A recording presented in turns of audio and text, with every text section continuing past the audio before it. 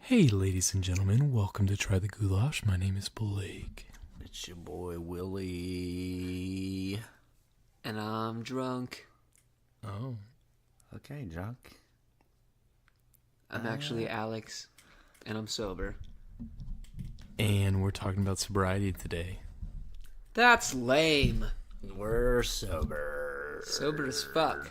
Every podcast you've ever listened to, which is none of these, we Because you don't exist. we have always had a drink in our hands, and we don't right now. We're cold, stone sober. And Well, it's we have fucking water. boring. Yeah, I'm already done with this. Is it? Have we made it to an hour Yeah, yet? it's an hour. What do you guys think of sobriety? Let's just start here. Is it overrated, yes or no? Oh, okay. A little over-under for your bitch ass. Over-under on sobriety. Will, what you think?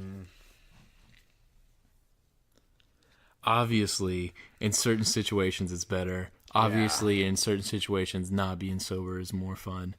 But let's just take it in a general sense. I'm going to say it is underrated. Okay. Just because, I don't know.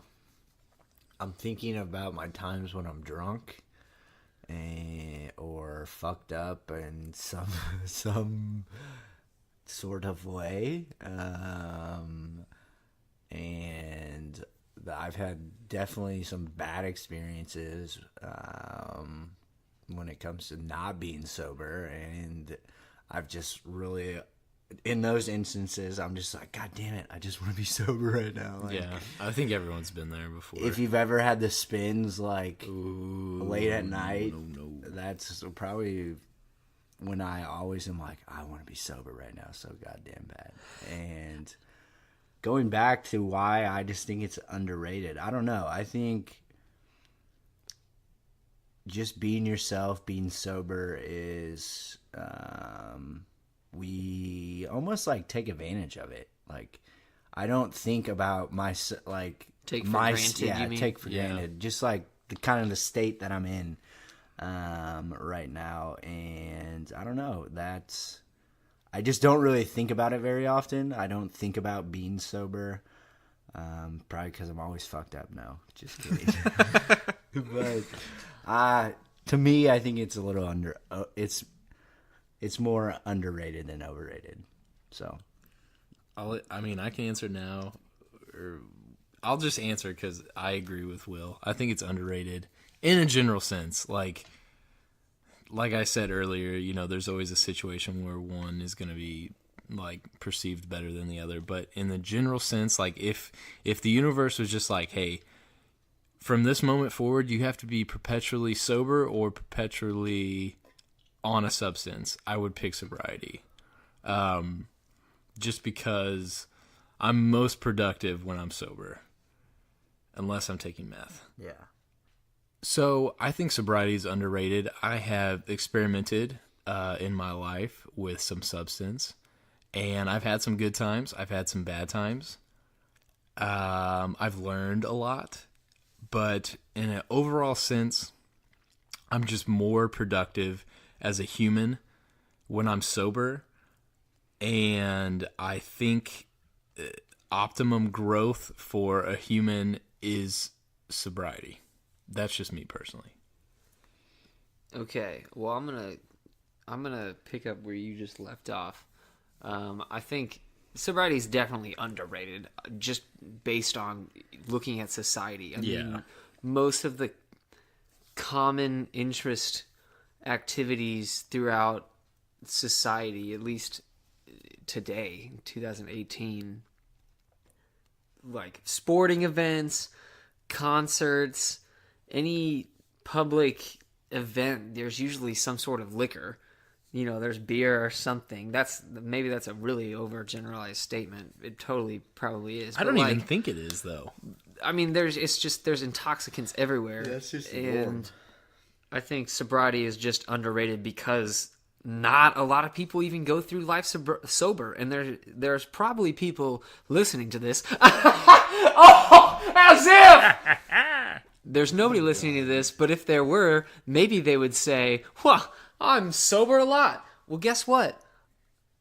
Intoxicants can be anything. Do you drink coffee? That's what I'm saying. So, like you just said, you can be more productive sober. Yes, I think that's true. If you go your whole entire life without doing any sort of intoxicant and you're just sober all the time, I forgot what I was going to say. Sorry. So, if you were sober your entire life and you never did drugs ever, and that's just all you were, you probably would be fairly productive because you don't have any sort of like withdrawals or anything like that. But like, I drink coffee almost every day. And that makes me more awake and more alert, even if it's just a psychological and not a physiological thing. So I think I'm slightly more productive when I drink coffee. So, I mean, is that technically not being sober when you're buzzing on caffeine? Well, maybe we should define sobriety. That's what I was going to ask. Like, what sobriety That's is? the thing. Real fast, though, I was going to mention that when I say more productive, I'm not necessarily talking about work. I'm almost talking about just life. That's just me, though. But But at I'm the only same happy when I'm time, productive. yeah, Sure. Well, I don't mean, necessarily agree with I think that. I'm more Just productive because, when I'm like, sober. well, if I'm fucking tripping on acid or something like that, like, obviously I'm not going to be very productive. But maybe. Yeah, I mean, maybe. you Who do. knows? I guess it I've never depends on tripped what your acid, goal but is. I don't know. But I have been, I don't know, the stigma of, oh, stoners don't do anything. Like, that is the biggest fucking lie. And just think it just just because comes- I have been productive in my past of just as like smoking the marijuana plant. an a like overall blanket phrase here, like I don't think substance makes you one way or another. It kind of just amplifies the person you already are. So like I don't think certain substances make you more productive or less productive. I mean there are some, like if you took Adderall, like obviously you're going to be more inclined to be productive, but like I've seen people take Adderall and just like play on their phone the whole, you know what I mean? So like I think substance in general just amplifies who you are. So to the stoner thing, Will, like if you normally just sit on your couch and eat potato chips and watch movies, if you get high, that's what you're going to do. Well, yeah, of If course. you like playing baseball a lot and you get stoned, you're probably going to go play baseball. But I don't that I don't think it happens in real life. Like I'm not gonna go get stoned before a sporting event to enhance my performance. True. That's not gonna happen. For I some mean, some things, people and some people it may like kind of settle their nerves in a little bit, and I could see it that way. But I'm not gonna smoke cannabis to enhance my performance. Sure. Per se. I mean, yeah. I guess it just depends on your goal. I wasn't saying like no. trying to win the You're wrong. I'm right. No. trying to win the baseball game, that's different. Like being active and playing a sport is more of what I was getting at. But it's still not black and white. Yeah. Like regardless No, of you're right. whatever drug, whatever person, it's not black and white. yeah. Because like I've lifted weights stoned before on weed and had really productive lifts. Like lifted longer than I may have if I were sober because I'm just distracted, like from my pain and the boring parts. Your of, emotional pain. yeah, my emotional pain of my disgust of my figure. No, I'm fucking hot. Okay, dude. Okay, but I think something that I was thinking about when you guys were explaining whatever you were just explaining, because I only like halfway listen to you guys most of the time. I think it's like a reference thing. I think it's like a direct comparison thing. Like if you're somebody that does drugs all the time, you drink multiple nights a week and you smoke weed on a regular basis or whatever, smoking weed or intoxicating with alcohol or whatever you choose to do is going to have less of effect the more you do it. So it's almost like sobriety is more valuable the more drugs you do. Like, if you do drugs all the time and then you take a sobriety break and you're sober for a week, it could almost be like living in a different mindset. No, fuck almost yeah. like intoxication, because it's like reverse. It's not your norm, which sobriety almost could be abstractly defined as your regular state of mind and physical being. Homeostasis. That's how I Homeostasis? define. That's how I define sobriety. That's That's a how good- for Right. me. Which could be, it could be different for different people, and It definitely because is. there's a different level of sobriety. Like, you have taking intoxicants, actual chemicals that go into your brain and switch around things, but then you have like internal intoxication. Like, if you're infatuated with a woman, Or if you're horny. that's what I'm saying. Or if you're super angry and raging. I read somewhere once that driving with rage is almost as bad as Oh fuck yeah. driving slightly inebriated No. on alcohol. I would agree. I mean, Because you're just tunnel visioned. Like, it's not only like a mindset, it's physiologically, like your pupils, what's the opposite of dilate? contract. I'm not sure. Contract. So like you have more narrow vision and your peripherals are shut off, which is super dangerous. This is rage, Yeah, I mean, and you're just it's like not healthy. thinking rationally. I'm not gonna get into this for personal reasons, obviously, but like, I'm sorry if this is TMI, but like, there's times I've been like extremely horny, and it's like I'm drunk.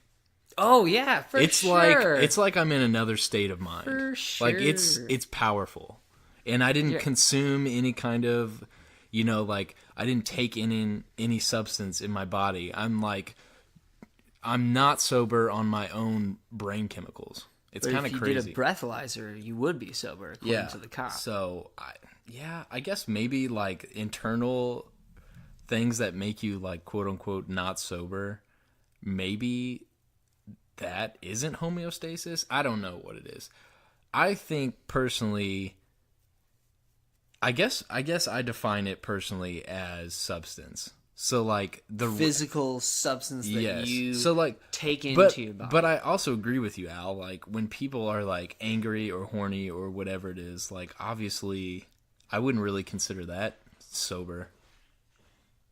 Yeah, I mean, that's what I was thinking of the reference thing. Like, it depends on what you're comparing sobriety to. Like, if it's your regular, just chill, homeostasis emotions, and you're comparing it to rage, then rage, you're definitely intoxicated as compared to your sober, chill self.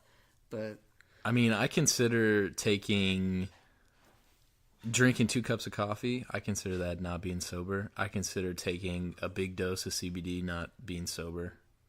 Like any kind of anything, I consider it not being sober. But like, if you ask somebody that drinks coffee every single day and like is constantly having caffeine in their system, they wouldn't. If you're like, "Are you intoxicated?" They'd be like, "Fuck no." yeah, I mean, they do it at work. We have yeah. it for free at my work. Yeah, it's You know what I mean? They pay it's us weird. to get intoxicated, technically. Right? Yeah. So But you could say that about almost anything. That's Ooh, what I'm definitely. saying. I mean, food even. Yeah, that's what I was Yeah, thinking. Like, sure. food just in general. Like, people, Sugar. yeah, Yeah. sadly. That's a Not big sober. one. That's Not a sober. big one. You eat 3 candy bars, you're not sober. In my opinion, I'm serious. Yeah. Fucking I jittering. mean, yeah, look at kids. That is like Yeah. the perfect example. No, it really Give a kid is. a candy, see how their mood changes just like that. Like, It's true. sadly, it's crazy. So what, like on that regard, like if we're talking kids, let's spin off of this. Sobriety's definitely the way to go. Like, fuck, we're just pumping our kids full of drugs and shit. I mean, yeah, dude. prescribing them to stuff at a young age. See, and okay, giving them this treats. is what you just said. That's where this gets tricky for me because I think sobriety is the way to go. This kind of gets into like a spiritual discussion for me, why I like sobriety. but we don't have to get into that right now. But what you just said, Al, prescribing. So, like, what if someone is sick and they need medicine? Like, I wouldn't consider that being sober. This is like an example of when I think it's like, I don't even know. I don't even want to say morally, because I don't really have a moral problem with people taking drugs. Unless you're, like, endangering other people. I think I know Like, where you're recklessly. going with this. Yeah, it's just like, I know there's people out there that consider taking drugs like you're supposed to stay sober. They won't take, I don't know what it is. They won't take the pill to fix the thing because they think you're not sober. But, like, I'm cool with that. Well, totally. Like, are you basically saying, like, if your kid was sick, like, would you give them medicine type of deal? Exactly. Of course, yes. Like, even if I know prescription medicine is, like, shitty, yes, but it's the fact that I want my kid to be healthy. If my kid was sick with the flu, I'm not going to let him suffer. Right. I'm going to give him amoxicillin to help him. But if my kid has like some crazy illness and they're taking a pill a day for this, like, I'm going to look at alternative routes that way. Definitely. If my kid is sick, I'm going to give them. And I Yes. think everyone should have that I think mindset. the best example you just said was, like, if I had a kid, let's say they're like 5, and they have attention problems. I've taken Adderall. I enjoyed it when I took Adderall. I am not going to give my fucking kid Adderall. There's no fucking way I would do that. Yeah. No.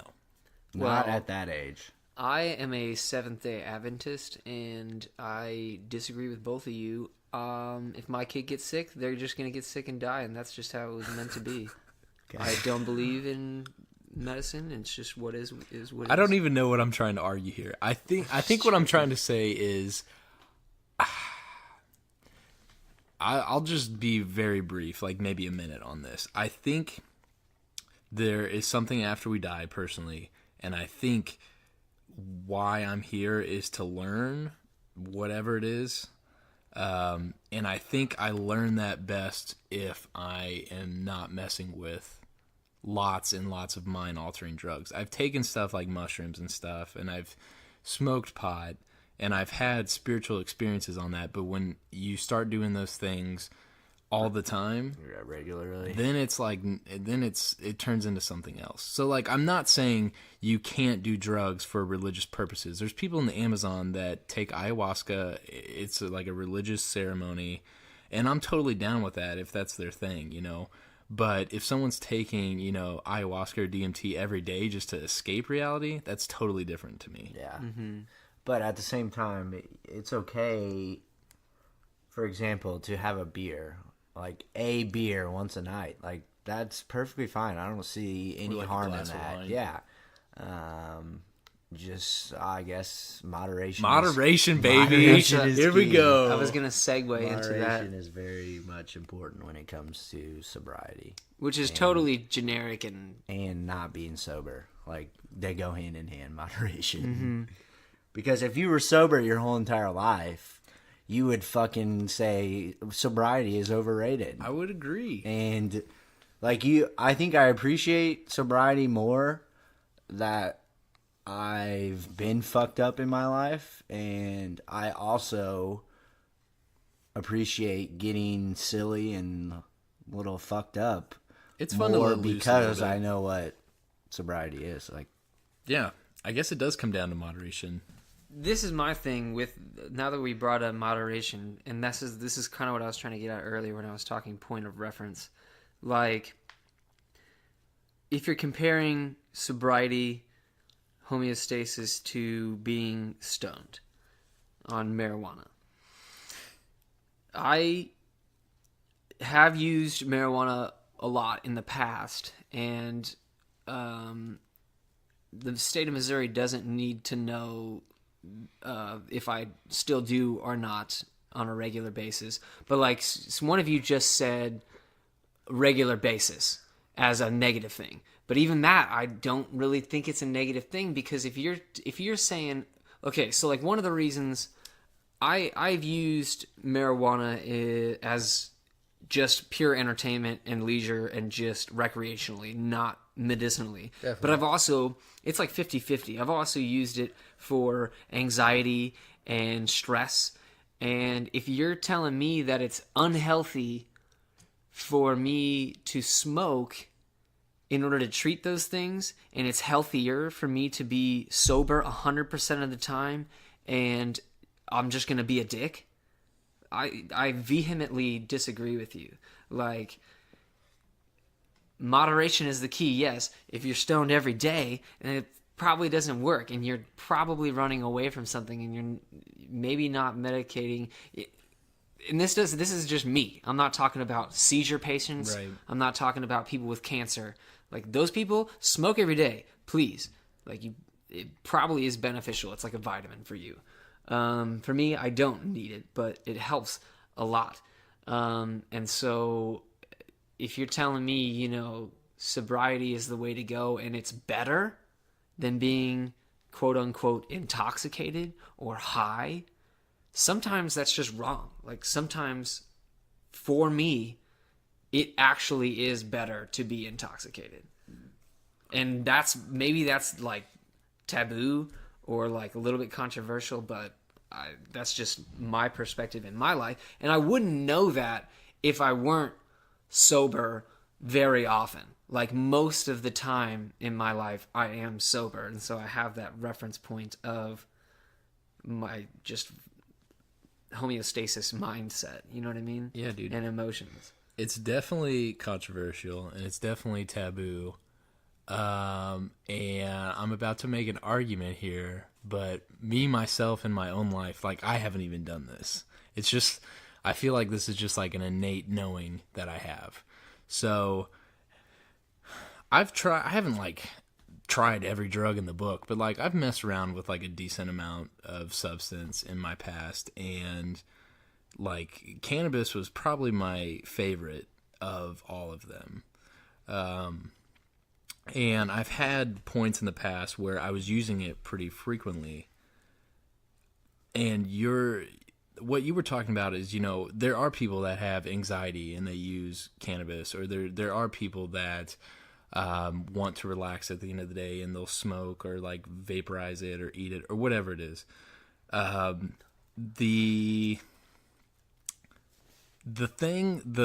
back to my point about sobriety and the road to learning. So if I was anxious, you can definitely use weed to calm your nerves.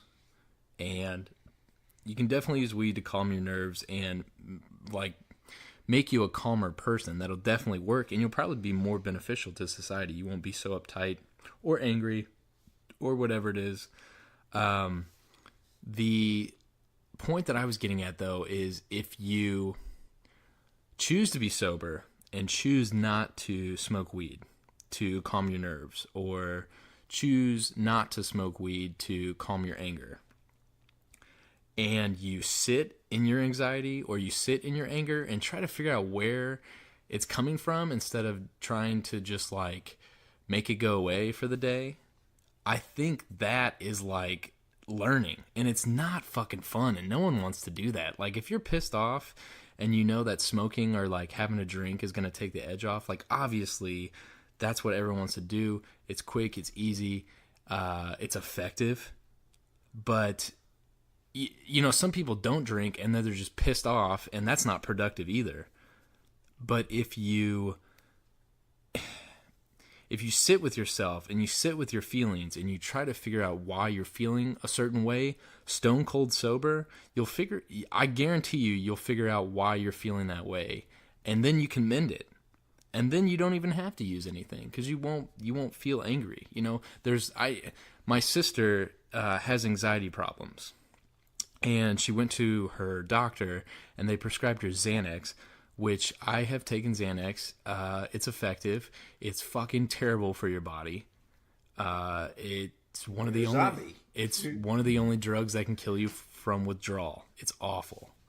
And so my sister just takes Xanax whenever she is having a panic attack.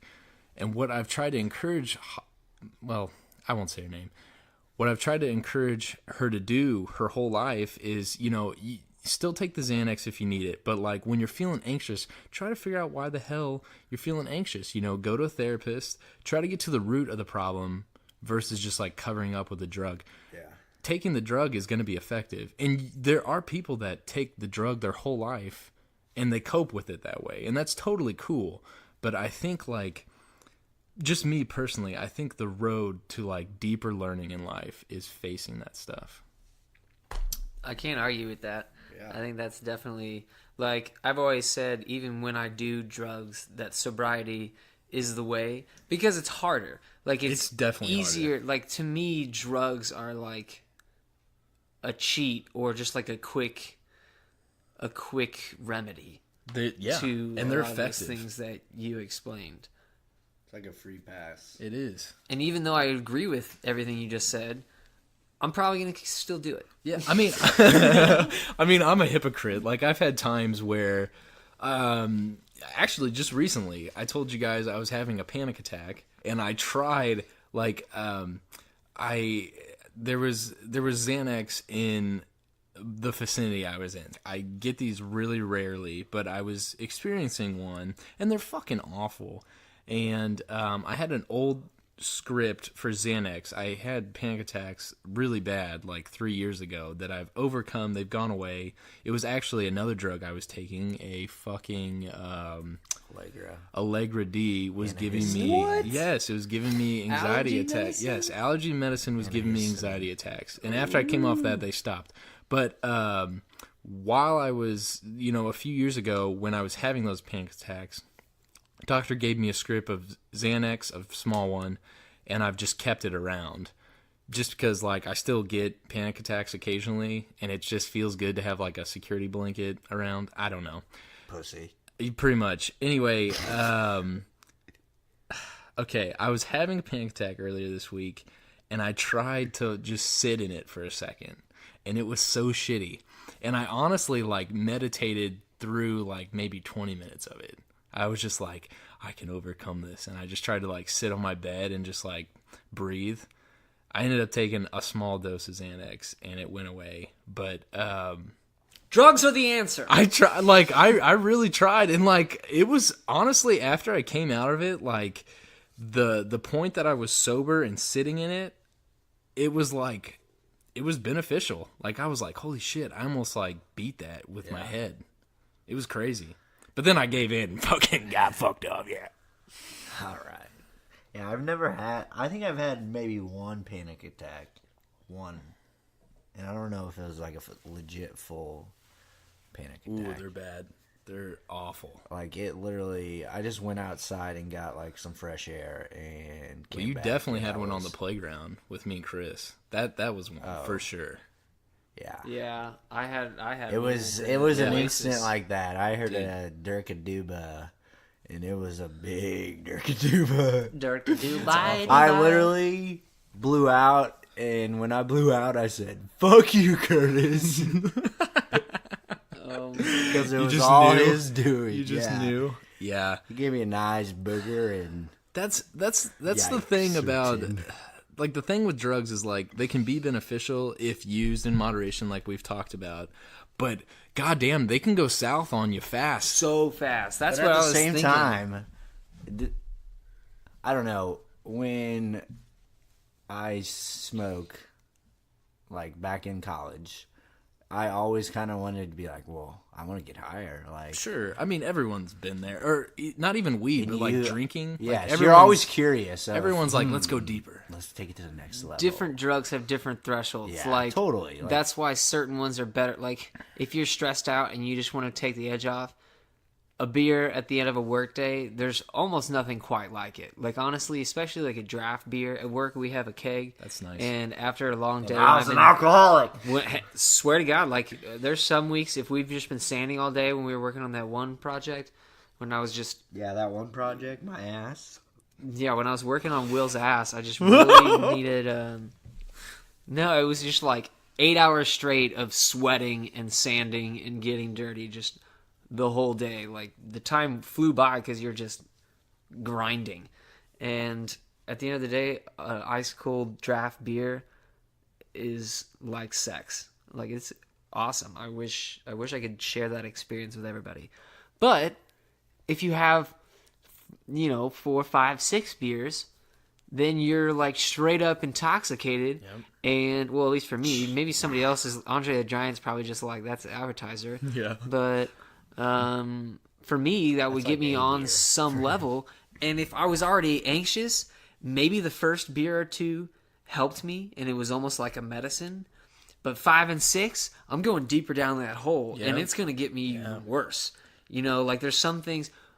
Let's say, it could be anything. It could be alcohol. It could I've be definitely gotten too high before. Like, that's awful. food. Even like Yeah, if you food. eat, you're just like trying to like stress eat because you're like, I need to reward myself. Well, if you get the super size, you might be straight up depressed afterwards because you feel like shit. I got one for you. So I don't really drink caffeine anymore. It's super rare. I might have like a green tea, like one. And the reason is because I technically OD'd on caffeine one time. Like, I drank so much. I was drinking coffee in college while I had a vape pen, and I don't do nicotine at all. But the vape pen was caffeinated. So I had a caffeinated vape pen while drinking coffee. Yeah, it was fucked up. And I just consumed way too much caffeine, and I had another fucking full-blown panic attack. It was awful. I was so jittery, and ever since then, it's just left like the worst taste in my mouth, and I just don't really drink caffeine anymore. That makes sense. So yeah, you can like take drugs really deep and go to bad places. Totally. In those times, that's when sobriety is the answer. It's a dangerous game, self-medicating. Viceland has a show on this, basically where like Blake, I know we've had this discussion, and I don't know what the drug name is, but it's basically like hallucinogen that makes you trip so intense that you like It's ayahuasca. vomit. Yeah, No, it's ayahuasca. you vomit for the longest time. Are you sure? It's ayahuasca. It may have a different name. Ayahuasca is a drug in the Amazon. They mix leaves and roots together, and the leaves have DMT in it. And I don't think is a Will's different- talking about it's different. ayahuasca. Is it He would different? know that. Like, yes, you probably do throw up on that. you throw up a lot on ayahuasca. It's not that, though. I've never done ayahuasca. pretty I sure would it say it is on this pod if I ayahuasca. had. Oh. I just read a lot. Ayahuasca, yeah, this is totally how you spell it. Yeah, it starts with an A. A-Y-A. Aya. So just a little educational note. I've never done ayahuasca, but essentially it's these leaves and a root. In the Amazon, they use it for spiritual purposes. The leaves are the roots. One of the two has DMT in it, which is like the most hallucinogenic compound you can take on Earth. But it's very brief. If you take pure DMT, it lasts maybe like 10 minutes.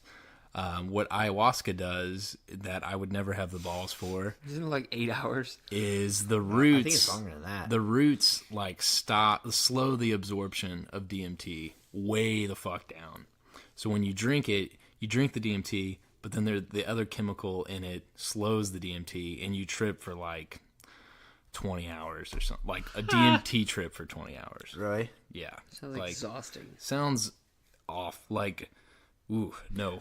But I've heard it's like really effective when it, like, in terms of. Well, here's the interesting thing. Like addicts. psychotherapy? Yes. So here's the interesting thing, like with DMT, and there's also like studies like being done on like less intense hallucinogens like LSD and stuff like that.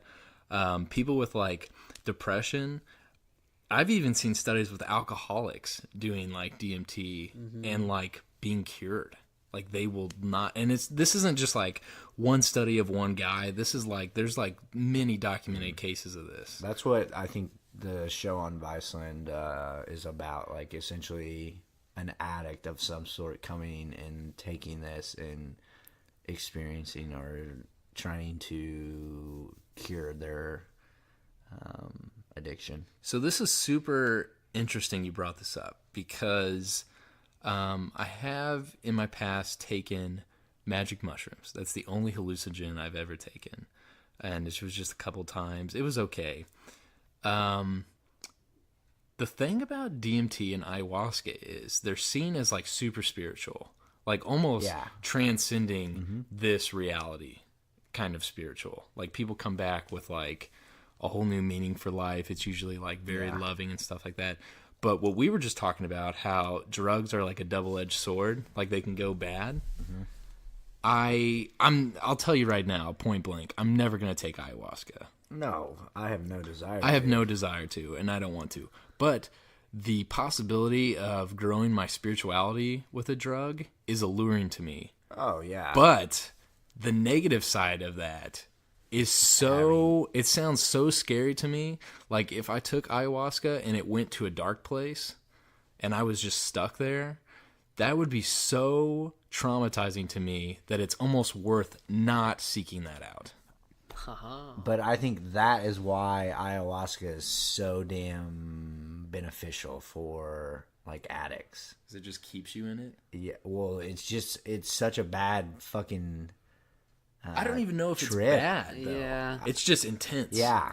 And if you're in a bad place, I think you can have. I think honestly, when it comes to hallucinogens, I think it's all about your mindset. It totally is. If you're in a bad time of your life, do not take hallucinogens. But if you're like in a happy experimental stage in your life, like maybe hallucinogens, that would be a good time to experiment with those. And I don't, just because like Blake said, I have also taken mushrooms and psilocybin. Yes, that's what I was thinking of, the scientific name of it. But I've had a really good experience and I've had a really bad experience. And the bad experience was the last time I did it, and I haven't done it since then. Yeah, it's so almost like I'm not happy or sad about that. Like, indifferent, honestly. And I don't, like I said, I don't really have any motivation to take mushrooms ever. It's kind of what you were talking about earlier, Will. Like, I think I view, and like we can go past just talking about drugs, because I think sobriety goes deeper than just drugs. But like, I think experimenting. I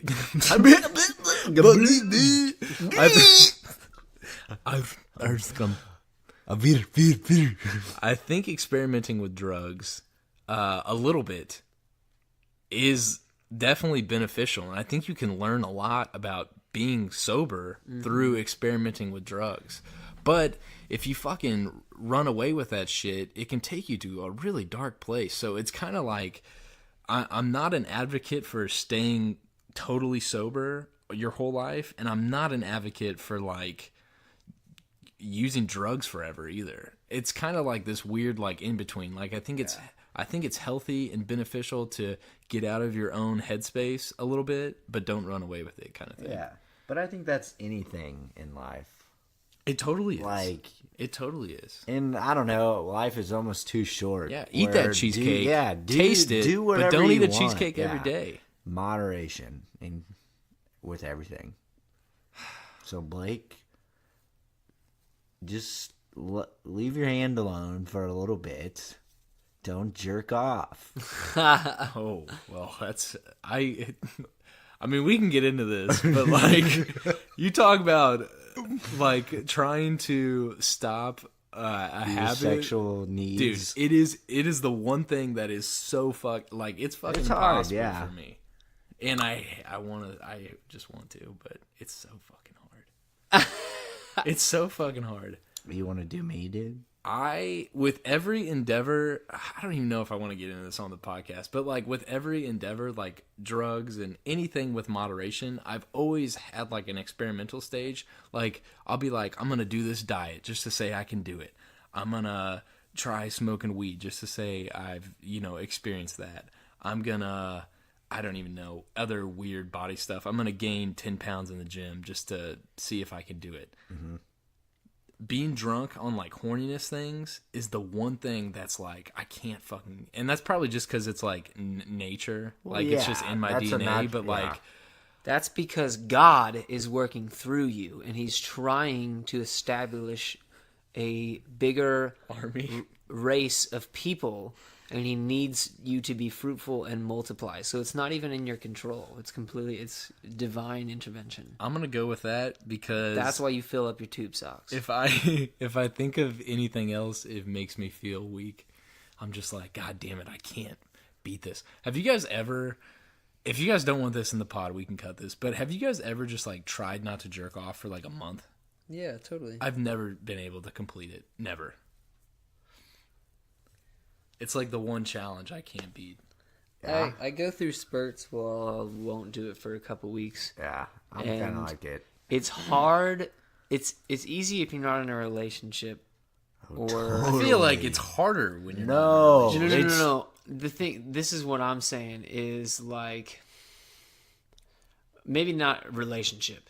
It's harder to do it if you're around women or whatever your attracted sex, because if you get even a slight chub and your system, your inner workings start to get going and they ignite, and then you don't, Then you're just doomed. I get swallowed up. I know it's blue balls, physiological illness. I've only had that once. I have dozens of times had Only blue once. balls to the point of like it's hard to walk. Dude, I've only Stairs. experienced it once, and I couldn't walk on it. Like it's stairs are hard. It was like the most painful thing ever. Yeah, it's shitty. It fun. feels like you have a brick that you have to shit out, but you don't have to shit. I had it. No, this is really funny. I had it 1 year, and it was going into our sophomore years because I was still playing baseball at that time, and it happened like right before a baseball practice. Oh no. And I had to go practice. And Oh, my coach was no. like, Will, you're running a little slow today. Is everything all right? And I had to make up some bullshit comment.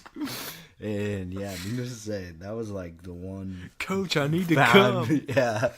Well, like blue balls does for, or no, like getting really fucked up on liquor makes you appreciate being stone cold sober. Blue balls make you really appreciate a fantastic orgasm. Sure. That's it. And I think, like you said earlier, when you intoxicate, it allows you to appreciate sobriety and whatever that homeostasis is just better. You have that experience. You have a different perspective. I know no one's listening, but just to set the record straight, I admire people that never use substance. I'm not saying you're dumb or anything like that. Like people that choose just to like never take anything and they're just like themselves all the time, just like doing their own thing and working or whatever. I don't have a problem with that at all. For me personally, I just think it may be a little more beneficial to just get out of your head once. And if you're gonna do it just once and you've been sober your entire life and you're in a good space in your headspace, and you're confident in your psychological makeup, try acid. I've never tried acid. Cannabis is my favorite, but try acid. Because it's one of those things that you really only need to do once to get the experience. And it's one of the least addictive psychoactive drugs that are like mainstream, I guess. All hallucinogens are like not addictive at all. Right. And when I did it, I've done it once, I like kind of fell in love with myself. It was magical.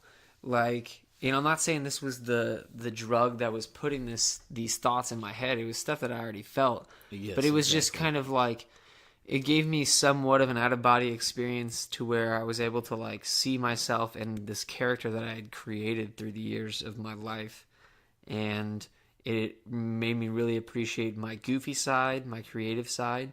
And because I am in agreement with the whole theory of make sure that your mind is right before you do any sort of drugs, especially hallucinogens.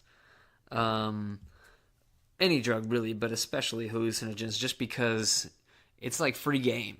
Like it's almost like if your skull is confining your mind and putting a parameter around your thoughts, it's like opening that up. So like any thoughts that start can go any direction and they can have limitless creation from that point.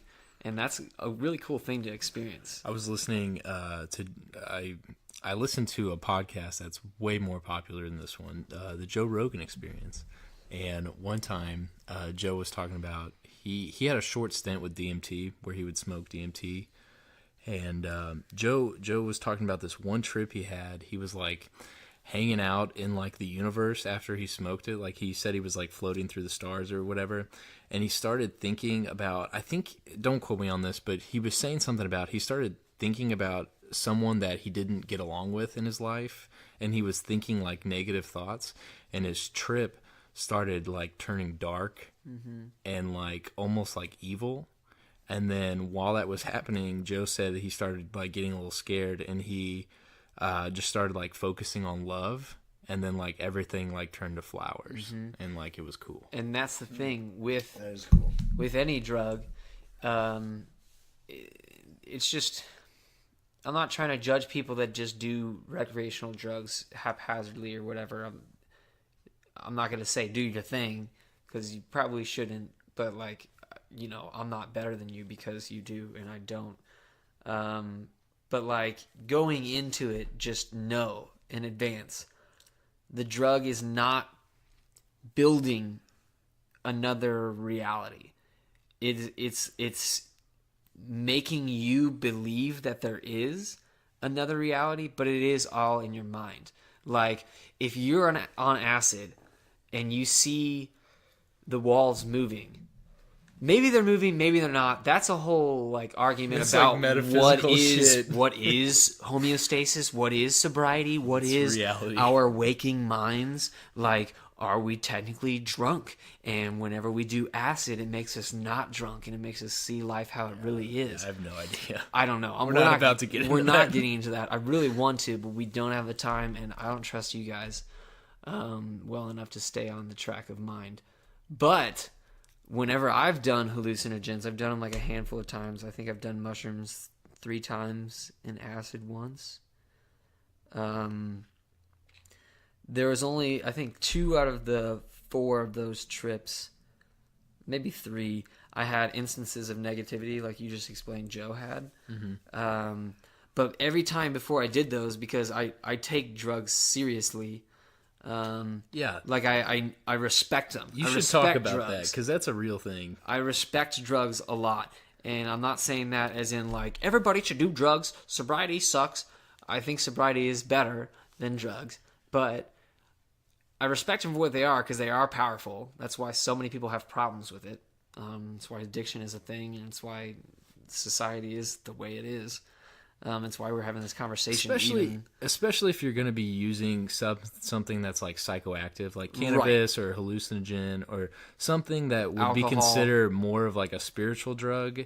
The respect thing is more there. I'm never going to, like, before I crack open a beer, I'm never going to be like, I respect you, beer. But you maybe should. You should. I probably should. Like, though. honestly, Yeah. you would get in less trouble if you did. If you're like, this alcohol that I'm about to put in my body and you're dehydrate right. my brain is really fucking powerful, and I respect this whiskey, and that's why I'm not going to drink You're half probably of right. this fifth. If I meditated before I drank, I probably would drink less. And I'm not saying that that's what you should do, as in, like, I know the answers, because I get way too fucked up more often than you do. But you're right. But all I'm saying is, going back to my story, if you go in there beforehand and you know what you're getting yourself into, even though if you don't know exactly what you're going to experience, because if you did, then what's the point? But like, just know, I'm about to do some mushrooms.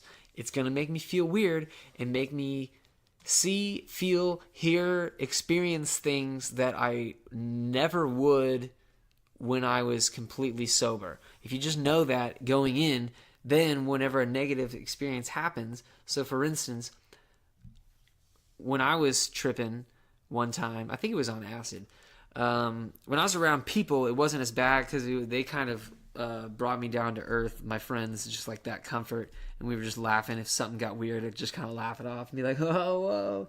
But when you're alone, it's a totally different ballgame, because you almost have no reference. All you have is your physical surroundings, which is just like inanimate objects, which could be moving and making sounds. Like, I heard voices in my head when I did acid. Like, literally people I mean, that's psychosis. I'm not even joking. Like, I heard voices and I saw shadows in my peripherals. That's psychosis. Very scary. So when you're alone, So you're apostle tongue. When you're I am a parcel mouth. When you're alone in your room, and that starts happening, and you see shadows and you hear voices, you kind of start to freak out. But that's whenever I, like, instead of just letting that consume me and being like, oh fuck, I just like started bouncing on my bed and like rolling around and shit and laughing, and it was fun. Like, I completely reversed my bad trip into a positive trip. Obviously, there's situations where that's impossible. Like, hearing Will's story of his bad experience, I probably would have had the same experience and just been like, fuck, I'm in the hole. Yeah. Here we go. Because I've had It's hard to get out of there. It's hard. It's hard to get out. The shitty thing was, it wasn't my doing. Right. It was someone else. It wasn't your own mind. Yeah. It was Somebody's going to someone keep else. acting weird. Even if you're finding your chi, they're going to still be freaking out. So you can't really control that. So that's another point. If you're somebody that lives their life in sobriety and you're considering our suggestion of trying a drug experience and taking yourself out of sobriety, make sure your surroundings are ideal. Yeah, be safe. Like, be around people you trust. Honestly, the less people, the better. Don't fuck with anything super Any addictive. hallucinogen, like, do it not in a party scene at all. And don't fucking, I mean, I say this is just my own rule, but like some people would say fuck that. But like, if you're gonna take an hallucinogen, just fucking baby step that shit. Start like, out small. Don't fucking take 5 dabs of acid. I'm like, gonna do an don't- A for shrooms. Yeah, first time. don't fucking do that. You're gonna be. Don't do that. And that goes back to like the respect thing, you know? Like if you're gonna like And in respect the moderation. drugs, like if you are gonna do this and you've committed to doing it, just do a little bit. You don't have to have a big dick and take a whole bunch. And That being said, the first time I did acid, I dropped 2 tabs because know I you was did. like, let's fucking do this. I was But trying I to had talk tripped you down before. so hard. I had tripped before. No regrets. I'm glad I did too. But I had, at that point, already experimented with other things and was pretty comfortable with my own psyche. So yeah, be sober in your life. More than you're fucked up. More than you're fucked up, just on average. And do it, even if you think that you need drugs, try and be sober as often as you can, just for reference. Just so you know that you're not losing it, your head's on straight. Sit with yourself. If you're using something to cover something up, try to figure out why that is and what it is you're trying to cover up. Try to explore that. If you're gonna do drugs, approach them with respect. Be safe. Be safe. What else? Moderation. Moderation is awesome, and Surround yourself by good people, not bad influences, not a bad environment. Don't. This is just me. I wouldn't do anything super addictive. Like, don't fuck with like opiates. you don't need to experiment with fentanyl. Don't do fentanyl. You don't Like- need to. Actually, do 2 pills. Here's a better tip besides like just don't do anything addictive. If you're gonna consume something and you're committed to it, research it. Yeah. Do your Yeah, educate yourself. Figure out what you're taking, what the risks are. I read a blog, Good post. and it said that crystal meth makes you want to dance a lot and do backflips, and I thought that sounded like a really good time. Yeah, my So friend I said did this my be research. cool. Yeah. I learned it. Let's do meth. Research many articles. Get as many perspectives. Check your sources. Yeah. Just be Of the smart. topic. And sobriety. It's the way to go. Yeah, if Yeah. you the more you Stay moderate, sober. if you take a sobriety break, it makes intoxication way more fun. Nick Offerman says work hard, intoxicate, and I think that's a great life motto. I mean, Chief Keef. Work hard and I hate intoxicate. being sober. Work dude. hard and intoxicate. Okay. Like work hard, comma, intoxicate. So, like, his do the his work, life motto relax. is I'm gonna work all day, work up a sweat, do something productive with my time, And then drink a beer or two. yeah, Enjoy have some himself. whiskey. Yeah. or smoke a bowl. I love Nick Offerman. He's great. cool. He's Or he can be interesting. He's like Carpenter. Chief Keef, Yeah, I know baby. that. What does Chief Keef say, Will? He says, I hate being sober. Oh, yeah, All right. All right, on that So, note. yeah. It's been fun, guys. Be smart. I'm done. And you know what? it. I ruined my send-off. Will's fired. Since we're talking about Wear your seatbelt and make smart decisions. Will, are you feeling nice? No. I don't really even feel that. we're gonna be sober for the rest of this podcast, Yeah. which is probably about a minute, and then in a couple weeks we're gonna not be sober. Stay That's tuned. just a little foreshadowing. Stay tuned. It's a for teaser. your bitch ass. Teaser. Sobriety now, and we're gonna be sober for 2 weeks. Guys, I'm gonna fucking kill myself. I'm not ending on that. Whoa, dude. Is it still going? You gotta. Will, mental health. You'll be okay. You- Go to see a you therapist. need to chug a bottle of whiskey right now to cope. Goodbye. I love you. No, we gotta end it. What do you want, dude? That is it. This is the longest outro we've ever had. I think we should just keep going.